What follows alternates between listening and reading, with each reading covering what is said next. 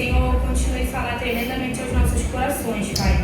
E que nesta mensagem de hoje, Pai, almas venham ser alcançadas por Ti, Senhor, e que venham, Pai, se alegrar, Senhor, e se firmar em Teus caminhos, Pai.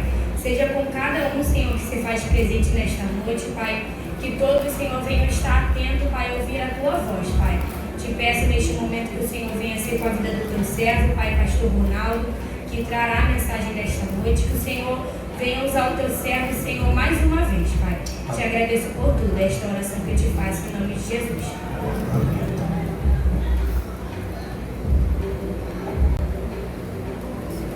Boa noite, meus irmãos, que a graça e a paz do nosso Deus esteja com todos. Amém. Irmãos, eu quero pensar neste momento com você,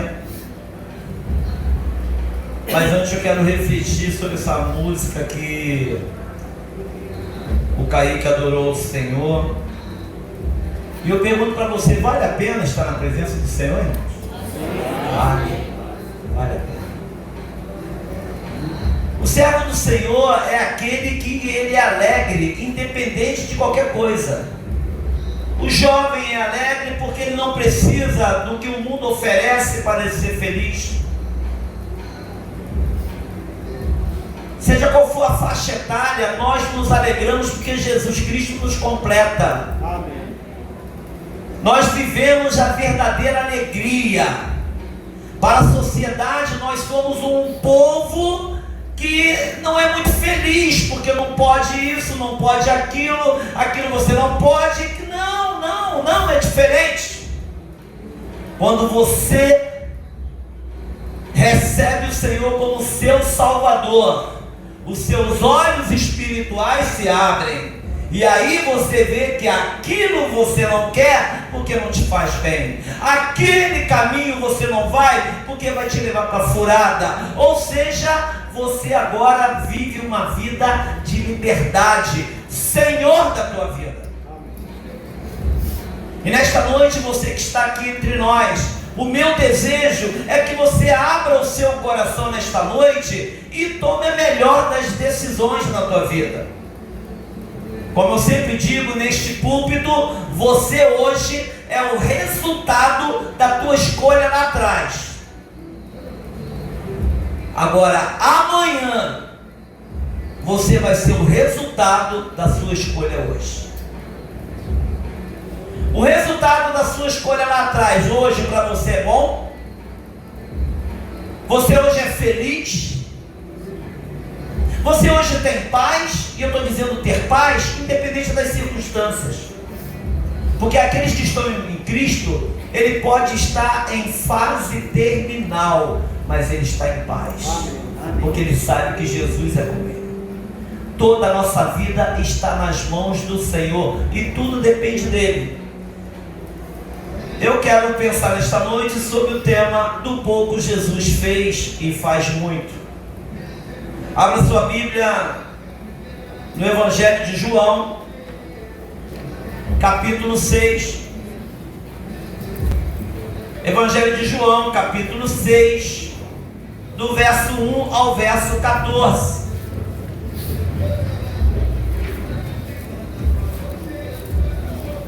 E faremos uma leitura responsiva. Faremos uma leitura responsiva do verso 1 ao verso 14. Diz assim o texto: depois destas coisas, Jesus atravessou o mar da Galileia, que é o de Tiberíades. Não seguia, porque tinha visto os sinais que ele fazia na cura dos enfermos.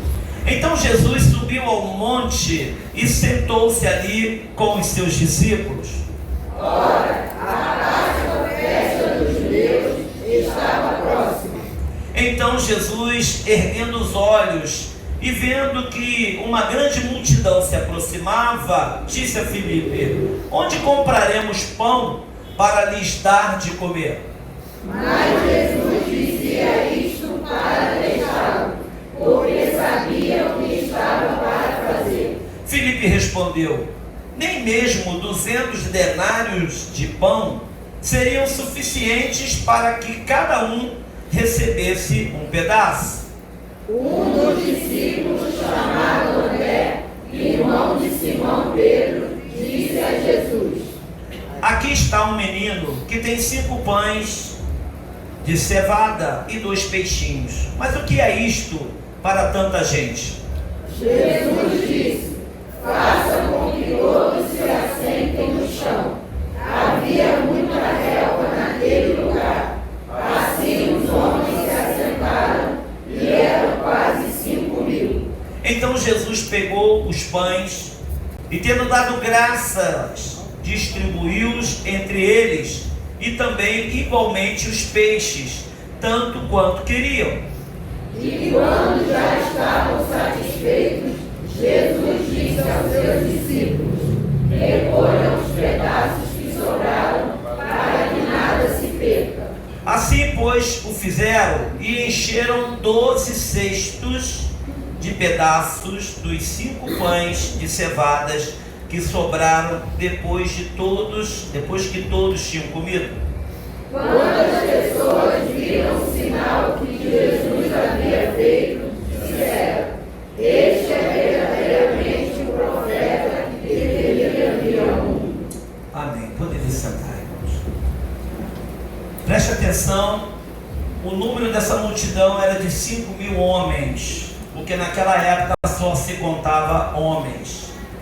Mulheres e crianças não eram contados. Então, por aí você pode mensurar qual era a multidão que estava ali.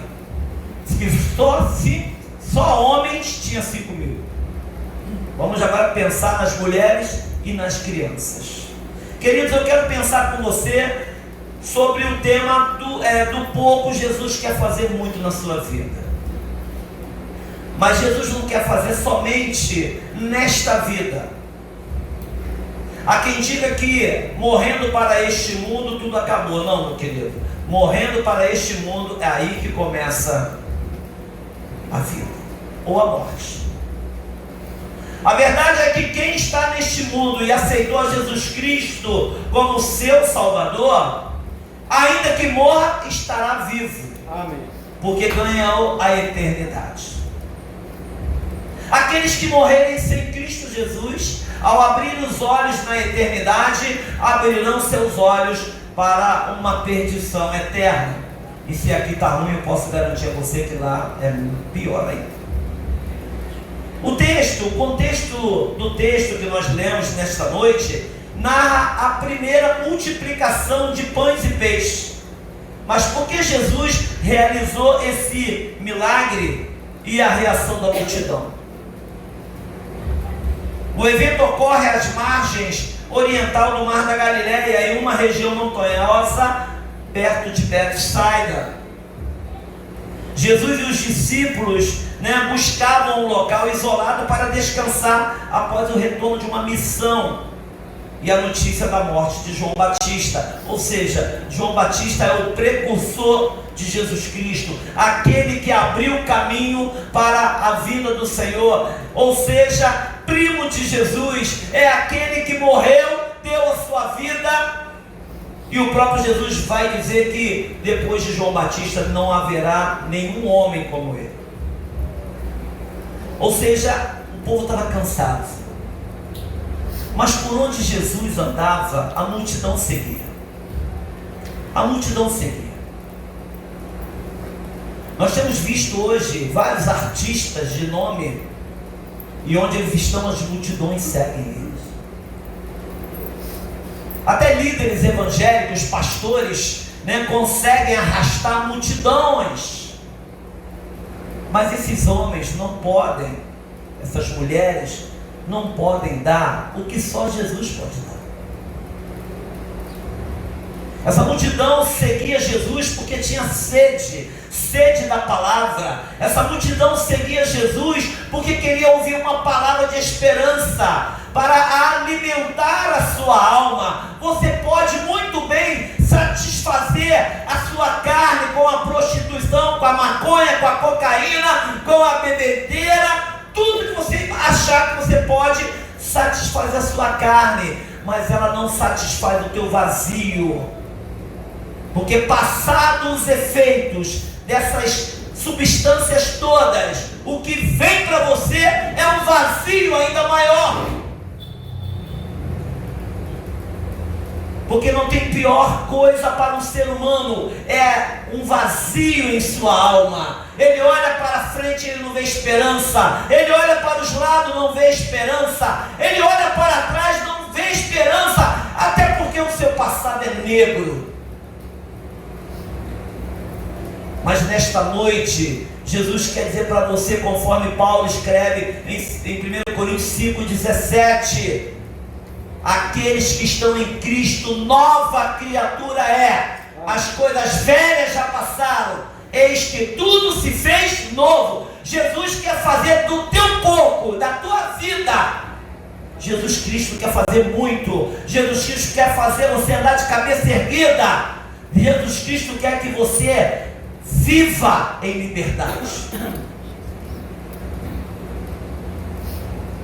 O texto menciona que a Páscoa judaica estava próxima. Isso explica a enorme multidão de 5.000 homens, mulheres e crianças que estavam em peregrinação para Jerusalém, porque estava próximo da Páscoa. E a Páscoa representa a saída do povo do Egito. Você que conhece a história de Moisés retirando o povo do Egito, foi sacrificado um cordeiro na noite. E a orientação de Deus a Moisés fala o seguinte: fala para eles matarem um cordeiro e passar sangue do cordeiro nos umbrais da porta, para que ao vir o anjo da morte e ver o sangue na porta, ele passe de largo. Porque naquela noite Jesus ia levar todos os primogênitos para castigar o Egito, o faraó.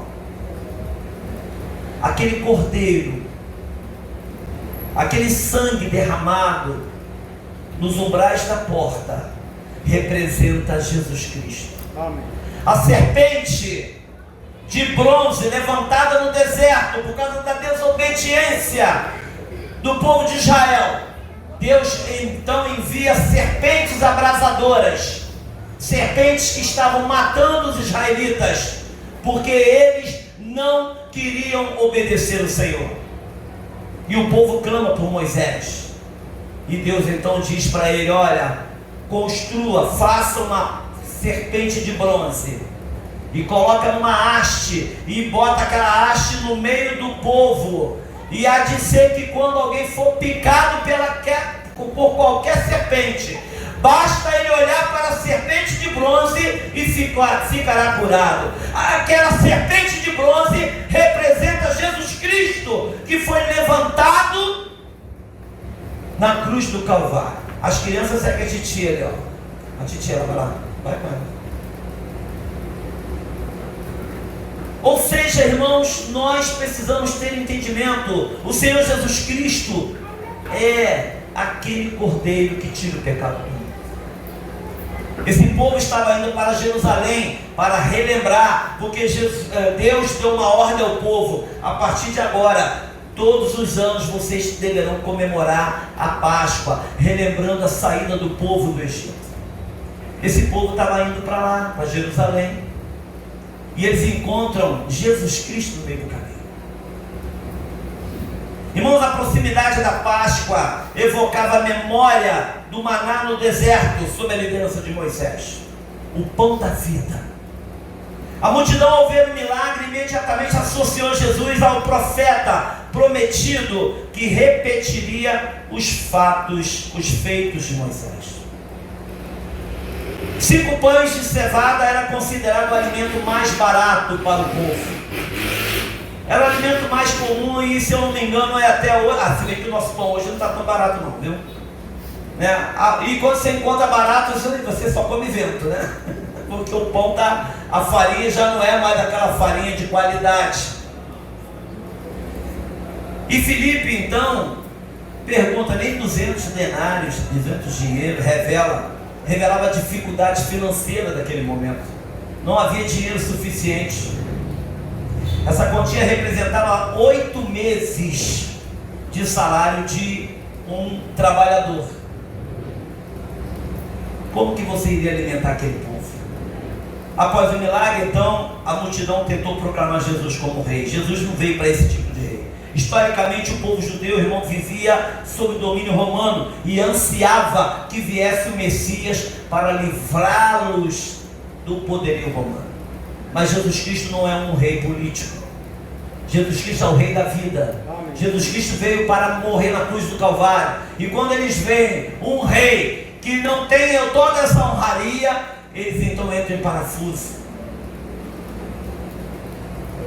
O Evangelho de João, irmãos, é o quarto evangelho, é o quarto discurso onde ele se declara o pão da vida. Se você seguir em frente, ele vai falar que ele é o pão da vida. Mas neste primeiro momento eu quero destacar com você, dos versos 1 ao verso 6 que nós lemos, né? Ele vai dizer, eu quero frisar com você a necessidade. Do verso 1 ao verso 6, ok? Ele relata a necessidade do povo. Qual é a tua necessidade hoje? O que aflige o teu coração nesta noite? A multidão faminta, uma grande multidão seguia Jesus pelos sinais que ele realizava. Muitos seguiam Jesus por causa da comida, necessidade, e hoje não é diferente. Hoje nós precisamos pregar o Evangelho e também alimentar multidões. O teste de Filipe, na sua pergunta, Jesus pergunta: onde compraremos pão? Não por dúvida, Jesus sabia o que ele ia fazer. Há momentos em nossas vidas que nós não sabemos o que fazer, mas quem convida o Senhor Jesus para fazer parte da sua vida, o Espírito Santo fala contigo. Amém. E te dá a ajuda que você precisa. Irmãos, quero que você entenda nesta noite que Deus concede, Deus ele conhece a nossa necessidade antes mesmo de pedirmos, mas Ele deseja que reconheçamos a nossa dependência dele. Diga para mim, você pega um diagnóstico que está te condenando, o que você pode fazer? Nada. Há momentos em nossas vidas que nós chegamos a certas situações que nós não temos mais o que fazer, a não ser confiar no Senhor.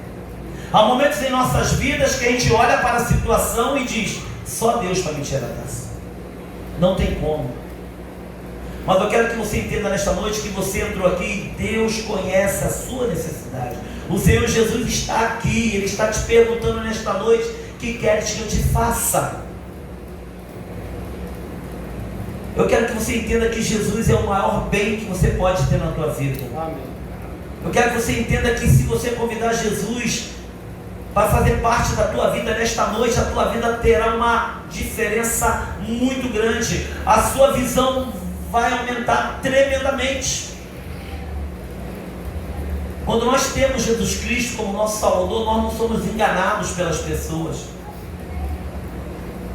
O inimigo não consegue mais enganar você.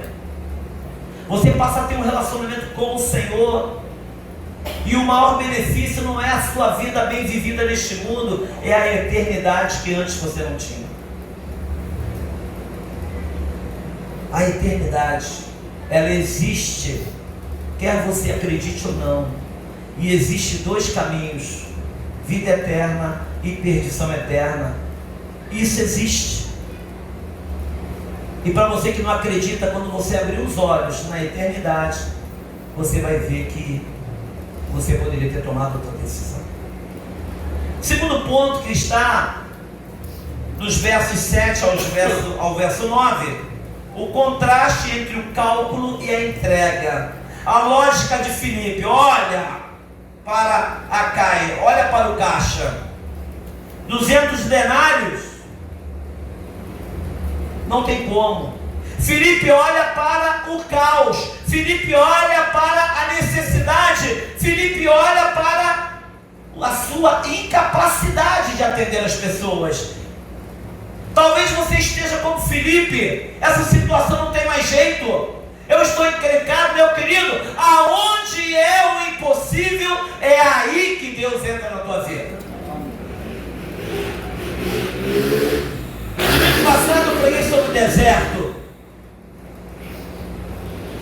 preguei uma pregação, eu dizia que é no deserto que nós vamos ver o agir de Deus. É no deserto que nós vamos ver a mão poderosa do Senhor nos sustentando. A atitude de André em trazer esse menino, ele traz o que está disponível. Ele olha assim: Senhor, nós só temos 5 pães e 2 peixinhos. Não olhe para o que você tem, traga o que você tem. O que Jesus quer nesta noite de você não é que você pague nada, é o que você tem. O que você tem? Qual é a decisão que você vai tomar na tua vida hoje?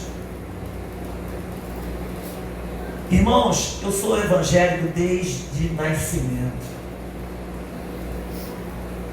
Na minha juventude eu cometi a loucura de ficar fora dos caminhos do Senhor 5 anos. Eu conheço um lado e conheço o outro, e o lado lá de fora não é nada bom. Nada bom. Os 5 anos que eu fiquei lá fora, no mundo, eu não tenho nada de bom para contar. Nada de bom. E eu posso garantir a você que neste mundo aí fora não tem nada de bom, nem amizade você tem. Nem amizade. A minha juventude toda eu passei na igreja. Meus melhores momentos foi na casa do Senhor. A gente fazia tudo dentro da casa, até bagunça a gente fazia. Foram meus melhores momentos na minha vida. E ainda na minha juventude achei que o mundo era melhor. E quando fui lá para fora, eu pude ver como é ruim estar longe do Senhor. Então eu posso garantir a você que neste mundo aí fora não tem nada. As pessoas que se aproximam de você, se aproximam pelo que você tem, não pelo que você é. E se você tem, você ainda é procurado. Se não tem, você é esquecido. Porque você não serve para nada. As amizades que se aproximam de você é para tomar teu namorado, para tomar tua namorada, é para tomar aquilo que você tanto gosta. Enquanto eu estava neste mundo, gastando meu dinheiro, eu tinha amizades, que meu filho pródigo: pai, me dá a parte da minha herança, porque eu quero gastar, eu quero a minha herança agora. Não vou esperar você morrer não. E o pai divide a herança e dá a parte dele. Diz o texto que ele sai pelo mundo afora e gasta todo o seu dinheiro. Enquanto ele tinha dinheiro, estava bem, estava com amigos. Mas depois que o dinheiro acabou, ele foi apacentar porcos. E a dificuldade era tanta que ele não tinha dinheiro para comida, e ele se alimentava da comida dos porcos. E diz o texto que ele para e faz uma reflexão: quantos jornaleiros de meu pai têm comida para comer e eu aqui passando fome? E ele faz uma reflexão, ele diz: não, levantar-me-ei e direi: pai, pequei contra os céus e contra ti, já não sou mais digno de ser chamado teu filho, mas me trata como um dos seus jornaleiros. Porque ele sabia que ser tratado como jornaleiro era um tratamento digno de um judeu. E aquele pai, com muito amor em seu coração, ele se alegra e manda fazer uma festa, porque o filho dele estava morto e agora estava vivo novamente. E ele manda colocar uma capa, ele manda colocar um anel em seu dedo, manda colocar uma sandália nos seus pés. Ele coloca a honra novamente do seu filho. Eu quero dizer para você que você é uma criatura de Deus, você foi criado pelo Senhor. Deus te ama. Deus te ama. Numa certa ilustração, um garoto faz um barquinho, o barco ficou muito lindo mesmo, e ele corre para o riacho e coloca aquele barquinho naquele riacho, e diz a ilustração que aquele barquinho foi embora, e ele ficou triste, porque perdeu o barquinho que ele tinha construído. E um belo dia, ele descendo na cidade, ele passa por uma loja e vê lá na vitrine o barquinho que ele fez. E aí ele junta o seu dinheiro e vai lá e compra o barquinho. E aí quando ele pega aquele barquinho na mão, ele diz o seguinte: olha, você é meu 2 vezes. Primeiro, porque eu te construí. E segundo, porque eu te comprei.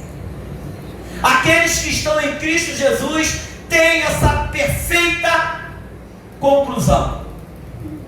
Deus nos criou e nós nos perdemos, mas Jesus nos resgatou. Amém. Então hoje Jesus diz para mim: Ronaldo, você é meu 2 vezes, porque primeiro eu te criei e agora eu te comprei com meu sangue. Amém.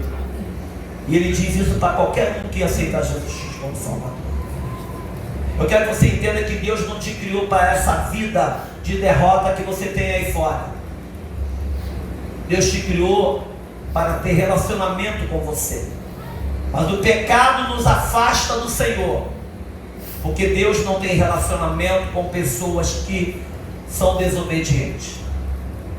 Quando Deus manda Noé construir a arca, Ele não manda Noé construir a arca para salvar a multidão. Não, Deus manda Noé construir a arca, porque nesta arca já tinham as pessoas definidas que iam entrar. Nessa arca vai entrar você, sua esposa, seus filhos e suas noras, e os animais que eu mandar. Deus tem aliança com quem tem aliança com Ele. Se você aceitar Jesus como seu Salvador, se você convidar Ele para fazer parte da tua vida, meu querido, todos os seus problemas são do Senhor. Ele vai cuidar de você. Amém. Ele vai cuidar do seu futuro. É bem verdade que nós fazemos a nossa parte. Certa vez, um jovem chegou no meu gabinete e falou: pastor, eu queria fazer uma faculdade, eu quero fazer uma faculdade, eu quero fazer faculdade de Direito. Mas pastor, a advocacia está tão explorada na sociedade que eu fico com medo de fazer. Eu falei: meu filho, quantos advogados fazem parte da ordem dos advogados? É a maioria? Não é. Não é. De 100 advogados, você vai ver que 1 ou 2 fazem parte da ordem. Sabe por quê? Porque para entrar na ordem tem que saber. Então não está. Você tem muitos advogados, mas o advogado mesmo são poucos. São poucos. E para o servo do Senhor não existe área saturada. Se não tem porta, Deus abre uma para você. Amém. É isso que nós temos que ter entendimento. Estar com Cristo em nossos corações é ter a convicção que o meu futuro pertence ao Senhor. Este menino representa cada um de nós que coloca o seu pouco nas mãos do Senhor. O que Jesus quer é que você nesta noite coloque o seu pouco, a sua fé, a sua disposição em obedecê-lo. E ele fará de você um grande milagre. O milagre não começa, irmãos, com o que falta. Não é com o que falta, mas com a entrega do que se tem.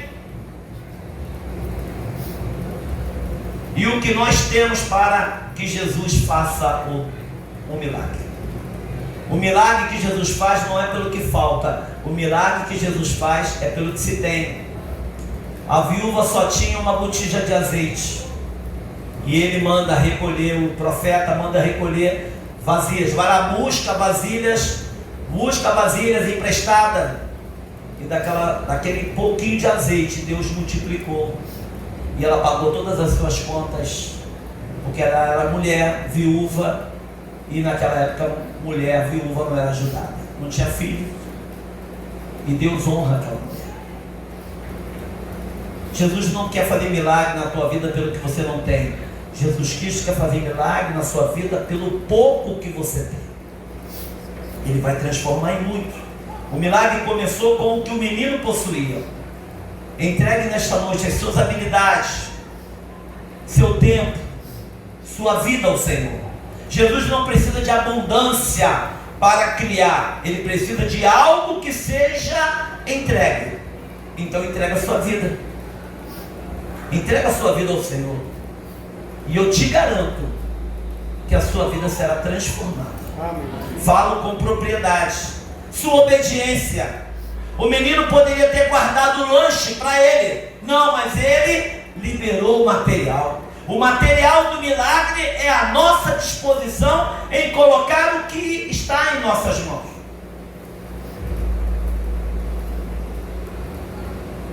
A sua fé expectante, entregar os pães, exigia acreditar que nas mãos de Jesus o melhor iria acontecer.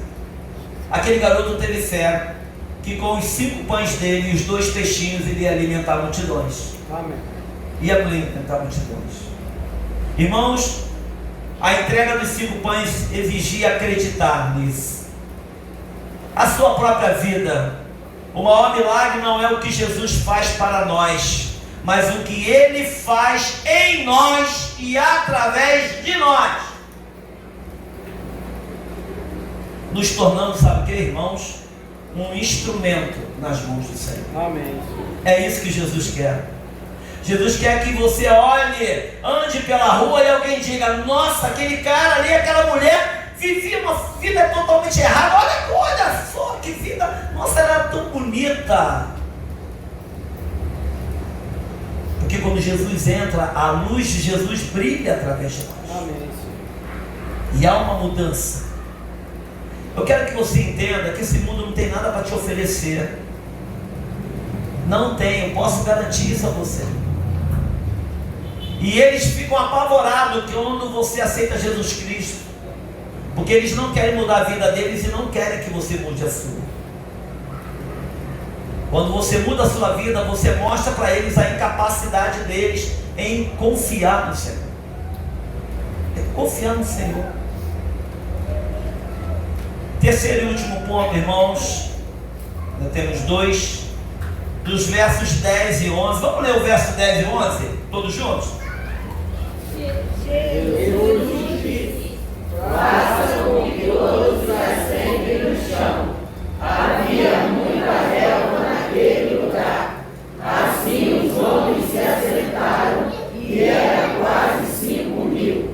Então Jesus pegou os pães e, tendo dado graças, distribuiu entre eles, e também igualmente os peixes, tanto quanto queriam.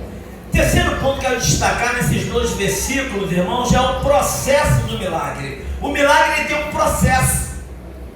E o nosso Senhor Jesus, ele é organizado. Primeiro ponto, organização e descanso. Jesus ordena que todos se assentem. Senta todo mundo aí. Senta todo mundo aí que vocês vão ser alimentados. Senta.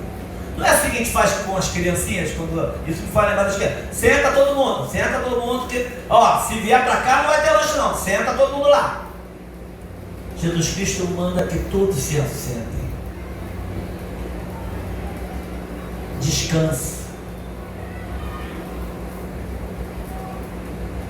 Depois, a gratidão antecipada. Jesus deu graças antes da multiplicação ocorrer. A gratidão, irmãos, é a chave que abre a porta do sobrenatural. Vamos repetir?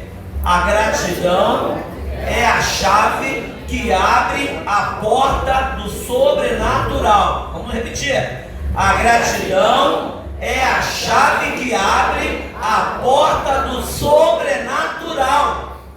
Seja grato ao Senhor. Por baixo, pensa no mais miserável que está lá fora. Qual é a bênção que a gente pode observar desse miserável? Ele consegue respirar ainda.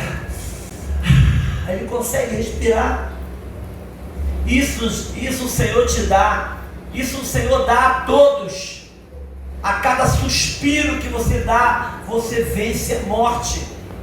Então, por mais miserável que você seja neste mundo, Deus tem te abençoado com o ar que você tem para respirar. E se você tem ar para respirar, você tem forças para lutar.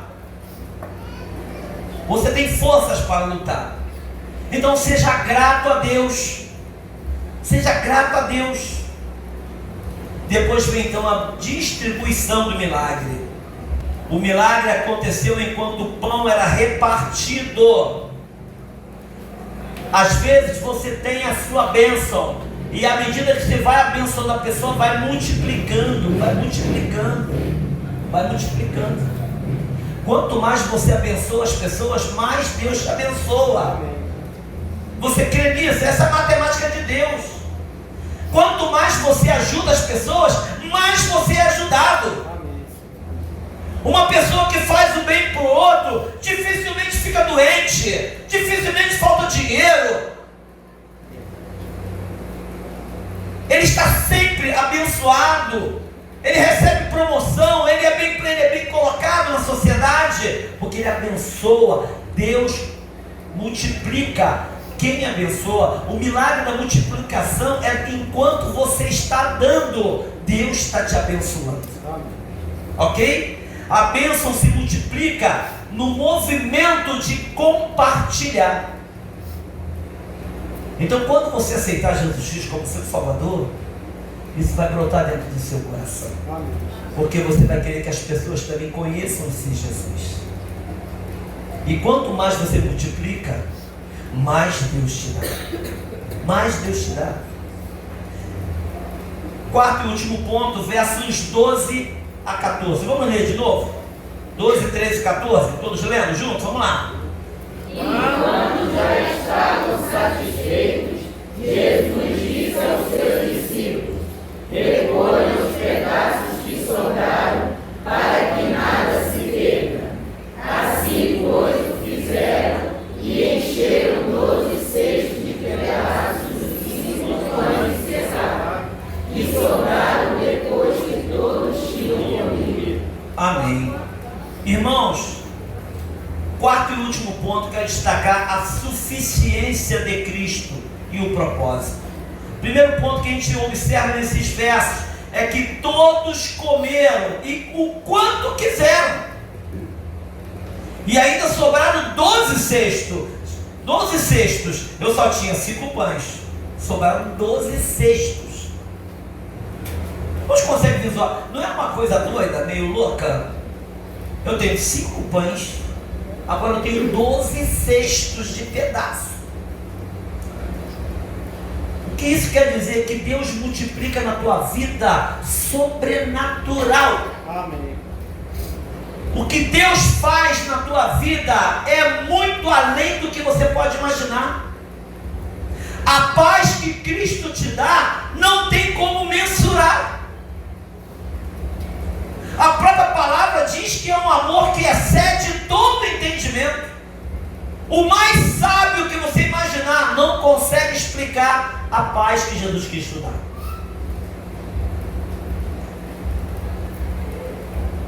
O cuidado que o Senhor tem com o que sobrou. Recolham os pedaços que sobraram, para que nada se percam. Queridos, quando Deus te abençoar, cuidado para que você não perca. Não perca. Deus é generoso, irmãos, mas não tolera desperdício. Isso vale do simples comida que você deixa estragar na tua casa. Você já parou para pensar quanta comida estraga na tua casa porque você deixou fora da geladeira, porque não sei o que? Aí você foi 1 quilo de feijão jogado fora, 1 quilo de arroz jogado fora, porque você não tomou cuidado. Eu estou falando da coisa rotineira na nossa vida. A bênção que Deus nos dá, irmão, temos que ter cuidado, temos que valorizar, porque tem preço. Tem preço. O reconhecimento, a multidão reconhece Jesus como um profeta que devia vir ao mundo. Irmãos, nós precisamos reconhecer que Jesus Cristo veio ao mundo para me salvar, para me dar a vida eterna. Quero concluir a palavra desta noite, irmão, dizendo o seguinte: este sinal aponta para Jesus como o pão da vida. Jesus é o pão da vida que nos satisfaz, que nos alimenta. Quando quem tem Jesus Cristo no seu coração não tem necessidade, não tem falta de nada, de nada. Até as tribulações, perseguições circunstâncias contrárias, até nesses momentos nós vamos ver a glória de Deus. Como falei domingo passado, vou falar de novo. Deus não tirou Daniel da cova dos leões. Deus guardou Daniel na cova dos leões. Amém. Deus não tirou Sadraque, Mesaque e Abednego da fornalha aquecida 7 vezes mais. Deus sustentou Sadraque, Mesaque e Abednego na fornalha. Deus não vai tirar os problemas da tua vida, meu querido. Deus vai passar com você nos problemas. Amém. Deus vai te sustentar nos problemas, nas dificuldades, porque são elas que nos fortalecem. São nas dificuldades que nós vamos ver o agir de Deus. É nas dificuldades que nós vamos glorificar a Deus e vamos agradecer a Deus. Senhor, muito obrigado, porque se não fosse essa enfermidade, eu não teria te conhecido. Irmãos, viver ao lado de ter Jesus na nossa vida é tudo de bom. Ter Jesus na nossa vida é a convicção de que somos mais que vencedores. Amém. Aqueles que estão em Cristo não têm medo de enfrentar desafio. Tem medo, mas não para por causa do medo.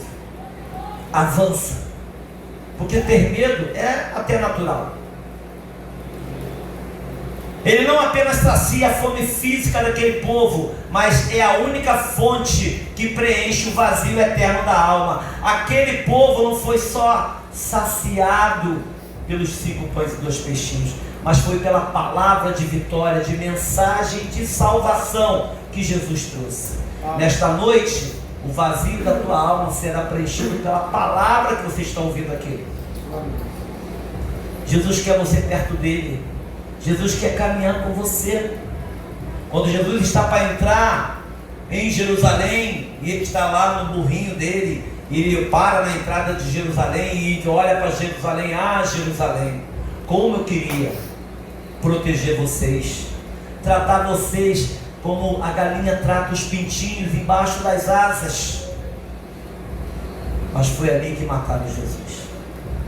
Irmãos, o que Jesus deseja nesta noite é que você entregue a sua vida para que você receba muito na sua vida a salvação eterna.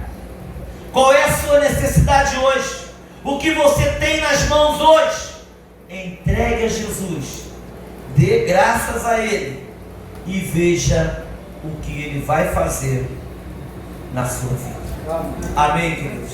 Que Deus nos abençoe. Baixe suas cabeças, eu quero orar por você nesta noite e quero dar a você uma oportunidade maravilhosa, uma oportunidade para que você então venha entender o que Jesus quer da tua vida. Baixe suas cabeças, vamos orar. Senhor, eu quero neste momento louvar e engrandecer o teu santo nome, Senhor, porque a tua palavra foi ministrada em nossos corações. E eu quero, Pai, neste momento colocar nas tuas santas mãos as nossas vidas, Pai. E que possamos viver cada dia mais dentro daquilo que o Senhor deseja. Que ao olhar para a nossa vida e ver as nossas limitações, o pouco que nós temos, entregar ao Senhor, Pai. Senhor, mas aqui entrou pessoas nesta noite que talvez não tenham ainda uma experiência contigo, Senhor. E eu quero te pedir, Espírito Santo, não deixe que essas pessoas saiam daqui da mesma forma como entraram. Eu te peço, Senhor, em nome de Jesus, que o teu Santo Espírito venha ministrar nesses corações e encha eles de coragem, para que eles possam, Senhor, corajosamente tomar a melhor das decisões, Pai. Senhor, em nome de Jesus, salva a vida nesta noite. A tua palavra foi pregada. Agora, Senhor, eu conto com o Espírito Santo para convencê-los, Pai. Assim como o Senhor resgatou a minha vida e de muitos que aqui estão, resgata, Senhor, pessoas que entraram aqui nesta noite e que precisam, Senhor, de uma mudança radical, Pai. Essa é a oração que eu lhe faço, agradecido no teu nome que eu te oro. Amém. Continue de cabeças baixas.